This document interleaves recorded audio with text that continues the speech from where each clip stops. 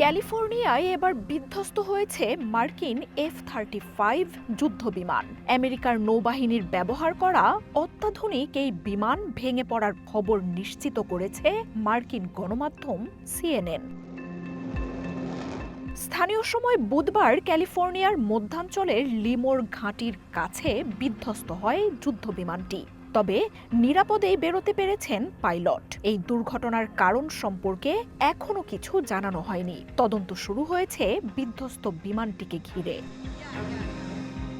দুর্ঘটনার পরপরই সামাজিক যোগাযোগ মাধ্যমে বিধ্বস্ত যুদ্ধবিমানটির ভিডিও ছড়িয়ে পড়ে। মাঠের মধ্যে পড়ে থাকা বিমানের ধ্বংসাবশেষের চারদিক ছিল কালো ধোঁয়ায় ঢাকা। মার্কিন নৌবাহিনীর strike fighter squadron VF-125 rough রেইডার্সকে দেয়া হয় যুদ্ধবিমানটি। F-35 লাইটেনিং 2 ধরনের যুদ্ধবিমানটি এয়ারক্রাফট ক্যারিয়ারে ব্যবহার জন্য তৈরি। বিধ্বস্ত যুদ্ধবিমানটির দাম $100 মিলিয়ন কাছাকাছি। এবছর এই নিয়ে দুর্ঘটনার কবলে পড়া দ্বিতীয় F-35 এটি। গেল জানুয়ারিতে আলাস্কায় প্রশিক্ষণের সময়ে আরেকটি বিমান বিধ্বস্ত হয়।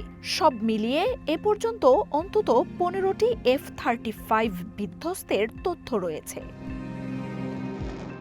পঞ্চম প্রজন্মের F-35 যুদ্ধবিমান বিশ্বের সবচেয়ে উন্নত বিমানগুলোর একটি। লকহিড মার্টিনের তৈরি স্টেলথ এই যুদ্ধবিমান কমব্যাট দক্ষতার জন্য বিখ্যাত। বিশ্বের 17টির বেশি দেশ প্রতিরক্ষায় এই বিমান ব্যবহার করে। সম্প্রতি রক্ষণাবেক্ষণ ও প্রস্তুতির মতো ইস্যুতে ব্যাপক সমালোচনায় F-35।